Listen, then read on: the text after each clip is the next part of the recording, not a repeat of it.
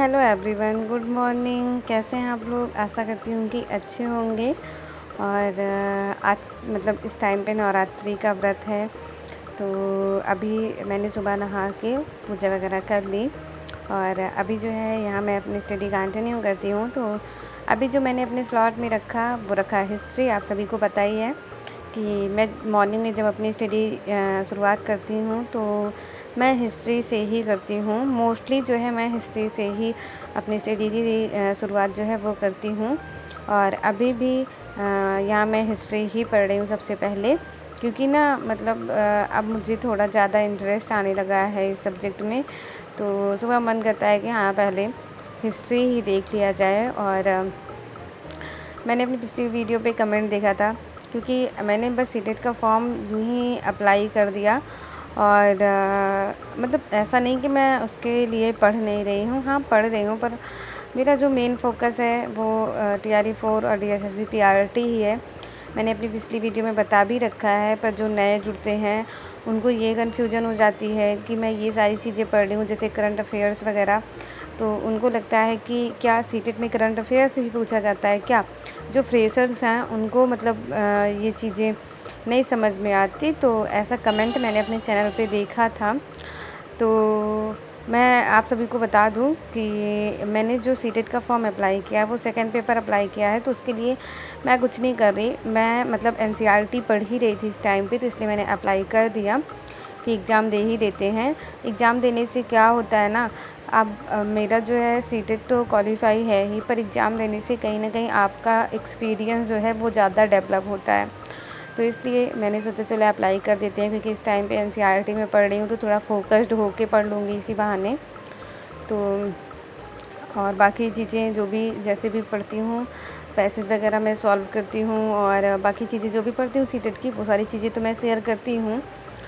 तो अभी यहाँ पे आप देख सकते हो मेरा ये चैप्टर जो था वो भी कंप्लीट हो गया है। और अब बहुत ज़्यादा चैप्टर भी नहीं है, एक ही दो चैप्टर हैं हिस्ट्री और पॉलिटी में, और ज्योग्राफी का तो आज लास्ट चैप्टर मैं ख़त्म कर दूँगी उसको। तो क्लास 8th की भी NCERT मेरी कंप्लीट हो जाएगी। और जब मैंने क्लास 8th की हिस्ट्री का एक चैप्टर कंप्लीट कर लिया, उसके बाद यहाँ मैं करंट अफेयर्स पढ़ रही हूँ। और करंट अफेयर्स में डेली नहीं पढ़ती हूँ, मैं वीकली या मंथली का देखती हूँ, और मोस्टली तो मैं मंथली का ही देखती हूँ। तो मैंने जनवरी और फरवरी मंथ का जो भी करंट अफेयर्स था उसकी नोट्स मैंने प्रिपेयर कर रखी है। और आज मैं जो लिख रही हूँ वो मार्च मंथ का लिख रही हूँ। और पिछले वीडियो में भी मैंने मार्च मंथ का करंट अफेयर्स लिखा था, पर वो थोड़ी वीडियो भी लंबी है तो इस वजह से बहुत कंप्लीट नहीं किया था मैंने वो। तो आज भी मैं वही लिख रही हूँ, और 1-2 दिन में कंप्लीट हो जाएगा मेरा। तो यहाँ पे मैं वही मंथली करंट अफेयर्स लिख रही थी। और लिखने से क्या फ़ायदा होता है ना, कि आप जो भी लिखते हो, लिखते टाइम चीज़ें आप पढ़ते चलते हो, तो मैं पूरा तो नहीं कहूँगी, पर हाँ 50% तो आपके माइंड में चीज़ें सेट हो जाती हैं। कि अगर आप कभी क्वेश्चन देखते हो और उसके साथ साथ ऑप्शन देखते हो, तो कहीं ना कहीं आप गेस कर पाते हो कि हाँ इसका आंसर जो है वो मे बी ये हो सकता है। तो करंट अफेयर्स मैं अपनी कॉपी में नोट कर लेती हूँ। मैं इसके लिए कोई बुक वगैरह नहीं लेती हूँ। और उसके साथ ही साथ ना जब मुझे टाइम मिलता है तो मैं इसको रिवीजन कर लेती हूँ। और मेरा मैंने किसी सब्जेक्ट के लिए प्रॉपर टाइम नहीं सेट करके रखा है कि मैं इस सब्जेक्ट के लिए इतना टाइम दूँ। जैसे मैं चैप्टर उठाती हूँ कि हाँ ये चैप्टर मुझे पढ़ना है, उसके बाद उस चैप्टर के लिए चाहे जितना टाइम लग जाए मैं वो चैप्टर कंप्लीट कर लेती हूँ। और जैसे बहुत ही ज़्यादा लेंदी चैप्टर है और बोरियत होने लगती है, तभी मैं स्किप करती हूँ कि चलो कल पढ़ लेंगे इसको इसके आगे। नहीं तो मैं कोशिश करती हूँ कि अगर एक चैप्टर मैंने कोई उठाया है तो उसको मैं कंप्लीट कर लूँ।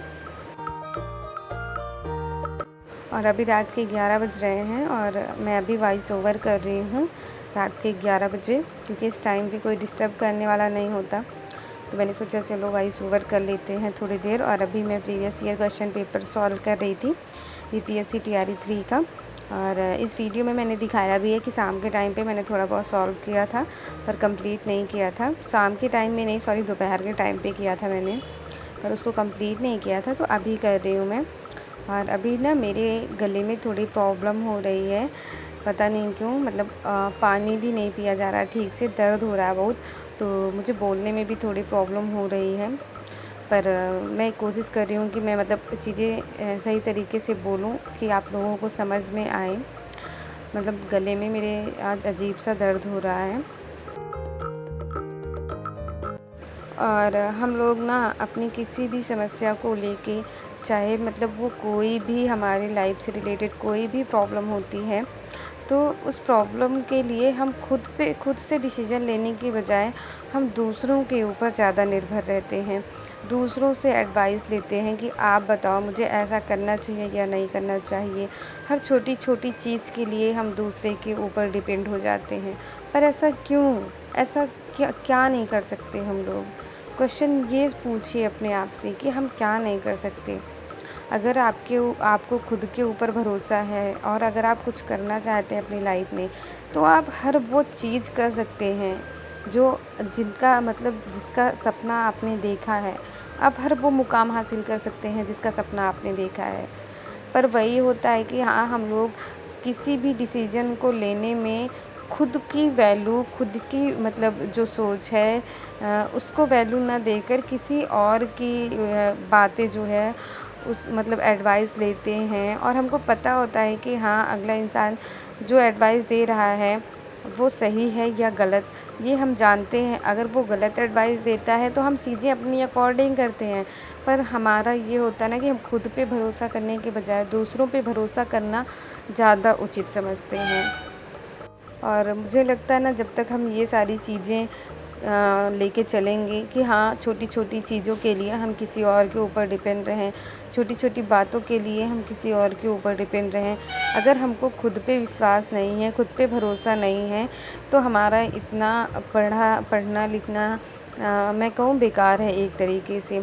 हर छोटी छोटी चीज़ के लिए आपको किसी और से एडवाइस लेनी पड़े तो वो बेकार है आपके लिए। आप इतना शिक्षित हो कि आप अपने लिए सही गलत सारी चीज़ें जानते हो और आप अपने लिए स्टैंड ले सकते हो, वो चाहे किसी भी फील्ड में हो।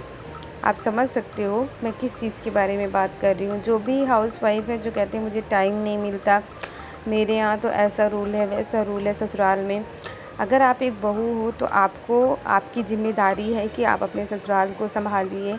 आपकी ज़िम्मेदारी है कि आपको घर के काम करने हैं, तो बहाने ढूँढने की क्या ज़रूरत।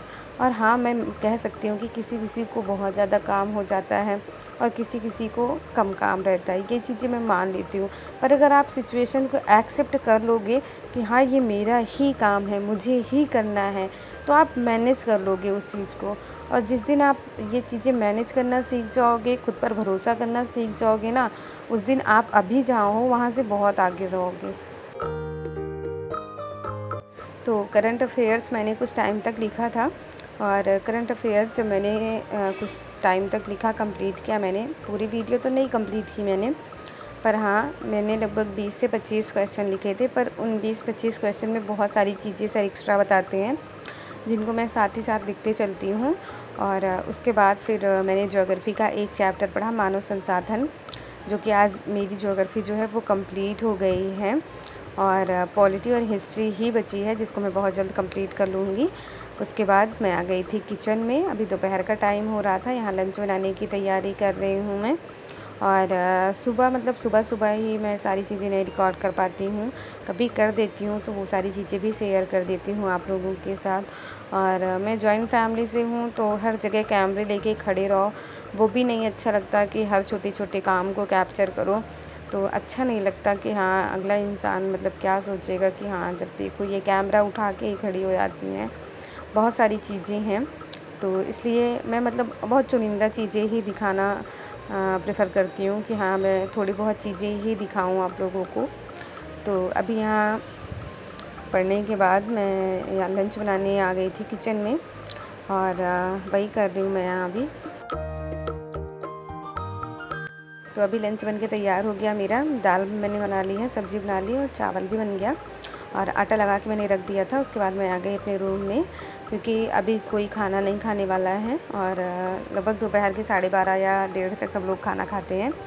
तो उस टाइम पे मैं रोटियां सेक दूँगी। उसके बाद फिर मैं यहाँ आ गई थी स्टडी करने के लिए दोपहर के टाइम पे। तो ये है TRE 3 का, जो BPSC TRE 3 का प्रीवियस ईयर पेपर, मतलब प्रीवियस ईयर में क्या कहूँ, जो TRE 3 हुआ था वो कहूँ मैं। तो TRE 3 का ये पेपर है जो मैं यहाँ सॉल्व कर रही थी। और ये मैं चंद्रा कोचिंग जो है, चंद्रा इंस्टीट्यूट से सॉल्व कर रही थी। और बहुत अच्छा पढ़ाते हैं सर, नो डाउट, सभी को पता है। पर यहाँ पे मैं वही सारी चीज़ें सॉल्व कर रही थी और देख रही थी कि कितने मार्क्स बन रहे हैं। और इंग्लिश के तो मैंने बहुत ज़्यादा इसमें क्वेश्चन नहीं देखे, शायद मैंने 8 या 10 ही क्वेश्चन ऐसे कुछ देखे हैं, ज़्यादा ही क्वेश्चन नहीं देखे मैंने। मुझे कंफर्म याद नहीं है कितना देखा है, पर हाँ बहुत कम ही क्वेश्चन थे, इतना मैं कह सकती हूँ। और उसके बाद मैंने यहाँ ये TRE 3 का जो भी क्वेश्चन पेपर था वो देखा था। और लगभग मतलब थोड़ी देर का, मेरा आधे घंटे का लगभग वीडियो जो है वो बच गया था। तो उसको मैं अभी देख रही थी जब मैंने वॉइस ओवर करना शुरू किया रात में। और जब मैंने थोड़ी देर उसको देखा था, उसके बाद फिर जो है मैं यहाँ किचन में आ गई थी और सबको लंच वगैरह दिया मैंने। और जब सब लोगों ने लंच कर लिया तो यहाँ मैं बर्तन और किचन वगैरह क्लीन कर रही थी। और जब मैं यहाँ काम कर लेती हूँ उसके बाद मैं शाम के टाइम पे थोड़ी देर रेस्ट करने लगती हूँ, क्योंकि ना जब मतलब दोपहर में सब लोग खाना स्टार्ट करते हैं तो हमारा खुद का बिज़नेस है, मैंने आप लोगों को बताया ही है। तो मतलब घर पे ही है बिज़नेस, तो इसलिए मतलब एक लोग आते हैं घर से, मतलब घर पे खाना खाने के लिए। तो उस बीच मेरा काफ़ी टाइम जो है वो किचन में जाता है। और ये सब मतलब 2:30 बजे तक चलता रहता है और कभी कभी ज़्यादा भी हो जाता है, 3 भी बज जाता है किचन का काम करते करते। तो मैं थोड़ी देर रेस्ट करने लगती हूँ। और अभी शाम का टाइम है, आप देख सकते हो 5 बजने वाले हैं। और फिर अभी मैं यहाँ स्टडी करने बैठ गई हूँ और ये मेरा तीसरा स्लॉट है। मतलब फर्स्ट स्लॉट जब मैंने स्टडी की थी तो मैंने हिस्ट्री और ज्योग्राफी पढ़ा था और करंट अफेयर्स लिखा था। उसके बाद दोपहर के टाइम पे मेरा जो सेकंड स्लॉट था उसमें मैंने मतलब TRE 3 का क्वेश्चन पेपर सॉल्व किया। और उसके बाद अभी जो मैं पढ़ रही हूँ शाम के टाइम पे, ये है पॉलिटी, ये भी 8th क्लास की है। यहाँ मैं उसे रीड कर रही हूँ। और बहुत सारी चीज़ें हैं। आज मैंने मतलब बहुत सारी चीज़ें पढ़ी थी। उडका जो डिस्पैच घोषणा पत्र, मतलब उडका, वो सारी चीज़ें भी मैंने NCERT की बुक्स में पढ़ा। और ऐसे जब मैं CTET और टेट की प्रिपरेशन कर रही थी तो उसको इतना रट्टा मारना होता था। और आज मैंने उसके बारे में बहुत ज़्यादा ब्रीफली चीज़ें पढ़ी और बहुत अच्छे से समझ भी आया। और सच में NCERT जो है वो कहीं ना कहीं मतलब बहुत ही अच्छी बुक है। पर हम लोग ना पहले ध्यान नहीं दिए कि हाँ NCERT भी पढ़नी चाहिए। बेनिफिट तो पता था NCERT का, कितना इंपॉर्टेंस है उसका, पर हम लोगों ने कभी मतलब उसको टाइम नहीं दिया। और आज अगर मैं पढ़ रही हूँ तो मुझे बहुत अच्छा लग रहा है कि हाँ मतलब बहुत सारी चीज़ें हैं जो मैं CTET और टेट के टाइम पे इतना रट्टा मार रही थी, वो सारी चीज़ें ईज़िली मुझे याद हो रही हैं। तो ये सारी कुछ चीज़ें थी जो मैंने आज आपके साथ शेयर की हैं। और मैंने बहुत कोशिश करके इतनी देर आप लोगों के लिए मतलब वॉइस ओवर किया, पर गले में सच में बहुत ज़्यादा दर्द है आज, पता नहीं क्यों। और मतलब मैं ना पानी भी नहीं पी पा रही हूँ, पानी पी रही हूँ तब भी दर्द हो रहा है।